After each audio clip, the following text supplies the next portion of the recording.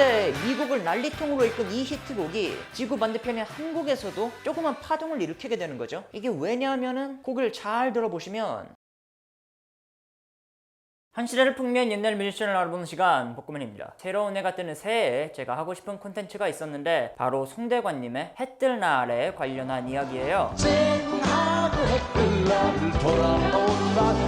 이게 뭐 복고이긴 한데 제가 다루기는 조금 뜬금없는 노래 같다고요? 네, 압니다. 제가 오늘 다룰 얘기는 해 뜰 날도 해 뜰 날인데 그 해 뜰 날과 관련한 미스테리. 해 뜰 날 발매 이후 꼭 6년 만에 비슷한 곡이 나와서 미국 빌보드를 휩쓸잖아요. 우리나라에서는 이미 해 뜰 날과의 유사성으로 많이 알려진 제이갈즈 밴드의 센터포드라는 곡.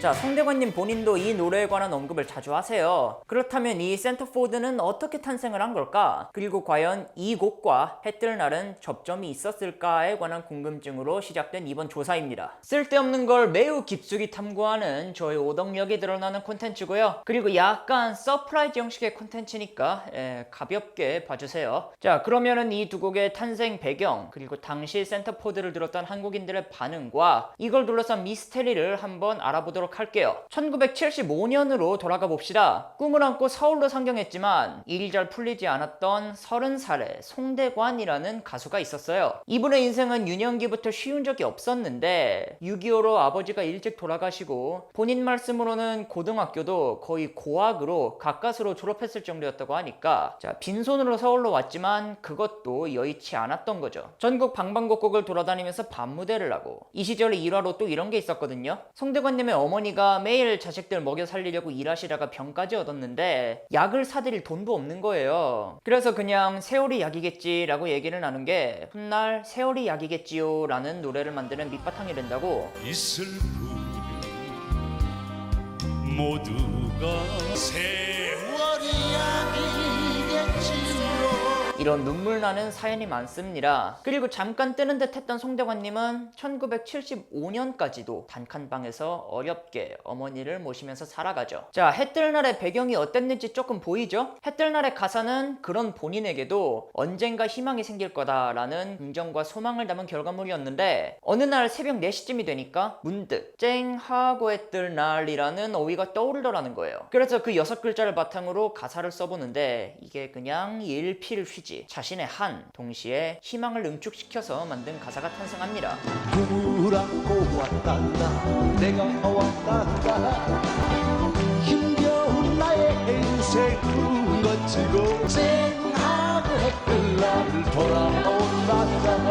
송대관 씨는 이걸 쓰자마자 대박을 직감했다죠. 이 가사를 작곡가에게 들고 가서는 나도 한번 떠야겠어 이러셨다고. 그리고 결과는 역시 대박. 1975년 말에 나오는 해 뜰 날은 어렵게 살아가는 국민들의 희망찬가가 되더니 1976년엔 송대관에게 가수왕의 영광을 안겨요. 이 시절 송대관 씨는 트로피를 쌓아두고 눈물을 흘리고 어머니에게 우리 한풀이 한번 해보자면서 바닥 전체를 돈으로 깔고 자보기도 했다는데 말 그대로 해 뜰 날이라는 노래 덕분에 인생에 해가 뜨게 된 거죠. 그리고 말씀드렸다시피 이 곡은 송대관 본인이 아닌 국민들 모두의 희망찬가로 자리를 잡게 됩니다. 그렇다면 이 시기에 지구 반대편 미국으로 한번 가볼까요? 제이갈즈 밴드라는 블루스락 밴드가 미국 전역을 돌아다니면서 열심히 활동을 하고 있었어요. 본래 이름이 제이갈즈 블루스 밴드였을 정도니까 그 정체성이 명확히 드러나죠. 1970년에 1집을 발매 이후로 쭉 활동하게 되는데 블루스락이라는 정체성답게 초기에는 이런 모습이었습니다.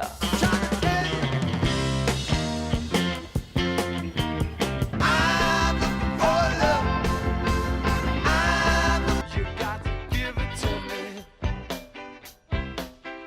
I must have got lost. I must have got lost. 1973년에 내는 3집 블러드샷을 빌보드 차트 10위에 올리기도 하는 등 역시 어느 정도 족적이 있는 밴드였지만 이 밴드의 70년대 일화를 들어보면 돈이 없어서 신디사이저는 못 샀다 라고 말을 할 정도로 어려운 시기가 좀 많았던 것 같아요. 자, 3집 이후로 쭉 하락세를 탔고 1978년 음반사를 옮길 때는 남은 돈이 빚만 50만 달러였다죠. 이전 음반사는 계약 막판이 되자 자신들을 거의 내놓은 자식 취급했고 그래서 음반 홍보는 거의 못한 채 의무적으로 공연만 돌곤 했답니다. 미국 최고의 파티 밴드로 불릴 만큼 열정적인 라이브가 유명했지만 결국 히트곡이 없으면은 제자리 걸음인 거잖아요. 이 밴드의 역사를 다룬 롤링스톤즈의 1982년 기사는 이렇게 얘기하거든요. 절망적인 상황 속에서도 밴드는 해체를 거부했다고. 멤버들은 더욱 열심히 음악에 집중했고 결국 음반사를 옮겨서 생명을 연장하는 데 성공해요. 자, 파티 밴드의 숙명을 거부하고 음악적 발전을 이뤄내기 위해 계속 변화를 시도했다는 제이 가일즈 밴드.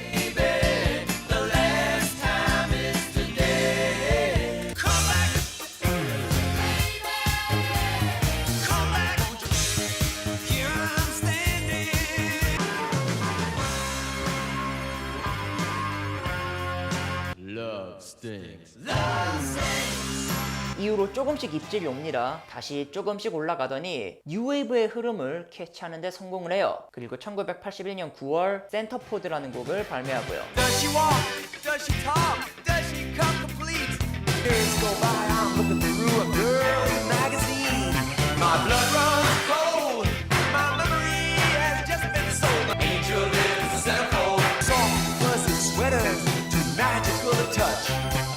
My blood runs cold. Yeah, my memory has just been sold. 이제 어떻게 봐도 블루스라고는 볼 수가 없죠. 위키피디아에 표기된 이 곡의 장르는 파워팝인데 이 곡의 뮤직비디오는 마침 그 당시 MTV의 레이더망에도 들어오면서 미국 전역으로 쫙쫙 퍼져나가요. 결국 빌보드 차트 1위의 영광까지 안고 그 영광을 무려 6주간 유지를 하게 되죠. 1982년에 빌보드 최레이트곡 5위가 바로 이 곡이었거든요. 그 위에 있는 곡들이 올리비아 뉴튼 존의 피지컬, 서바이버의 로키슬리 OST Eye of the Tiger, 조한 제트의 I Love Rock'n'Roll과 폴 맥카트니 스티비 원더 듀엣의 에보니 앤 아이보리였으니까 그 흥행의 정도는 사실 그냥 뭐 말 다 있다라고 봐도 좋은 거였습니다. 근데 미국을 난리통으로 이끈 이 히트곡이 지구 반대편의 한국에서도 조그만 파동을 일으키게 되는 거죠. 이게 왜냐하면은 곡을 잘 들어보시면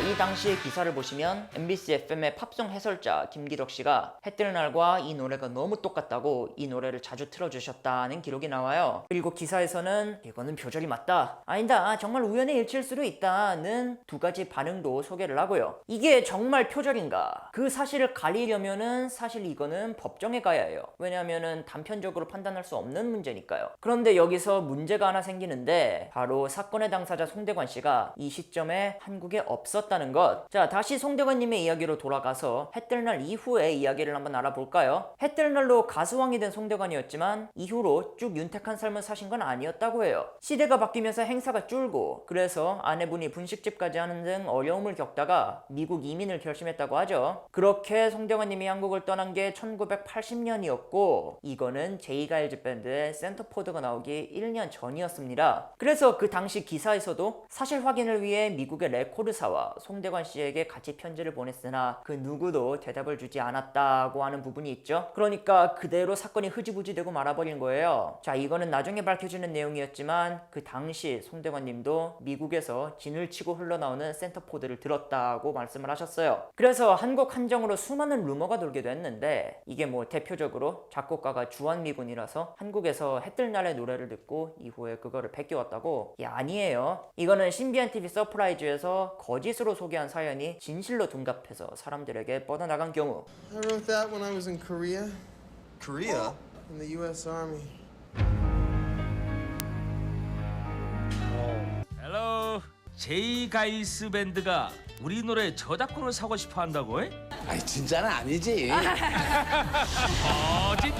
재밌는 거는 이 소문이 20년째 계속 떠돌아다니다 보니까 지금은 송대관님 본인도 주한미군이 베꼈다고 들었다 이런 말씀을 하고 계세요. 제이 가일즈는 1967년에 결성을 했고 70년대 내내 미국에서 활발하게 활동을 했습니다. 사실 한국과는 접점이 있을 수가 없는 밴드인데 그래서 만약에 제이 가일즈 밴드가 해 뜰 날을 들었다면 언제 어떻게 들었을까 가까스로 가능성이 있는 가설을 하나 세울 수 있었는데, 그것은 바로 제이갈즈 밴드의 아시아 투어. 1980년, 그러니까 센터포드 발매 1년 전의 스케줄을 보시면 제이갈즈 밴드가 처음으로 아시아 투어를 돌거든요. 이때 들른 유일한 아시아 국가는 바로 일본. 6월 24일부터 약 일주일간 일본에 머물면서 5차례 공연을 했어요. 시기적으로 상당히 일치합니다. 이것만 해도 해뜰날을 들을 루트는 상당히 많아지는 거예요. 예컨대 한국으로 갔던 일본인이 입수한 해뜰날을 틀었는데 그거를 들었다던가 그런 가능성이 있겠죠. 어디선가 들었는데 그 멜로디가 자기도 모르는 새 남아서 자기 음악에 쓰이는 무의식적 표절입니다. 양쪽 당사자가 묻어둔 이상 진실은 알 수 없지만 저는 일단 한번 제이갈즈 밴드가 해뜰날을 어디서 들었을까라는 가설을 세워봤어요. 그거 하나만은 확실합니다. 해뜰날과 센터포드 두 곡은 모두 가수의 운명을 바꾼 양 가수의 커리어에 정말로 해가 뜨게 해준 곡이라는 거죠. 해뜰날과 센터포드 두 곡의 뒷이야기와 몇 가지 가설을 알아봤습니다. 복구맨이었습니다. 소개 부탁하고 싶은 미션 있으시면 언제든지 말씀해 주시고요. 좋아요와 구독은 정말 감사하게 받겠습니다. 감사합니다.